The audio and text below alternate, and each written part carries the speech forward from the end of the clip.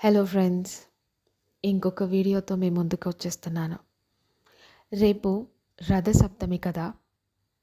రథసప్తమి అంటే ఏంటి, దాని విశేషత ఏంటి, విశిష్టత ఏంటి, దానికి సంబంధించిన కథ ఏంటి, అసలు ఈ రోజున రథసప్తమి అని ఎందుకు అంటారు, ఇలా చాలా విషయాలు మీకు చెప్పాలని ప్రయత్నిస్తూ నేను కూడా తెలుసుకున్నాను.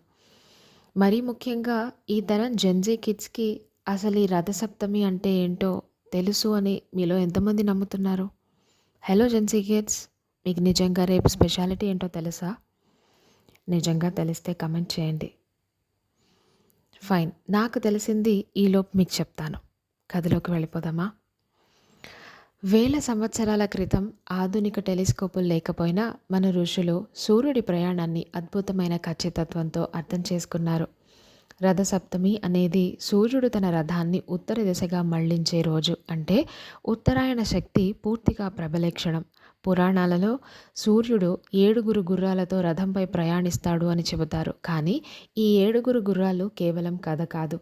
ఆధునిక శాస్త్రం ప్రకారం సూర్యకిరణాలలో ఉన్న 7 రంగులు, లేదా మన వారంలో ఉన్న 7 రోజులు, ఇవన్నీ కాలాన్ని, శక్తిని సూచించే సంకేతాలే.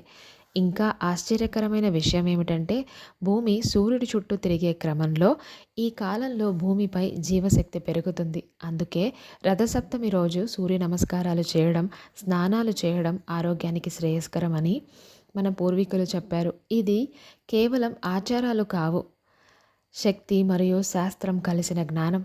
ఇప్పుడు సైన్స్ వైపు చూస్తే సూర్యుడు ఒక సాధారణ నక్షత్రం కాదు. ప్రతి సెకనుకు 1,000,000 టన్నుల శక్తిని విడుదల చేస్తూ భూమిపై జీవాన్ని నిలబెడుతున్నాడు. మన శరీరంలో ఉన్న ప్రతి అణువు ఒకప్పుడు నక్షత్రాల గుండెలో పుట్టిందే. అంటే మనం సూర్యుడిని పూజిస్తున్నప్పుడు బయట ఉన్న శక్తినే కాదు, మనలో ఉన్న నక్షత్ర శక్తిని కూడా నమస్కరిస్తున్నాం.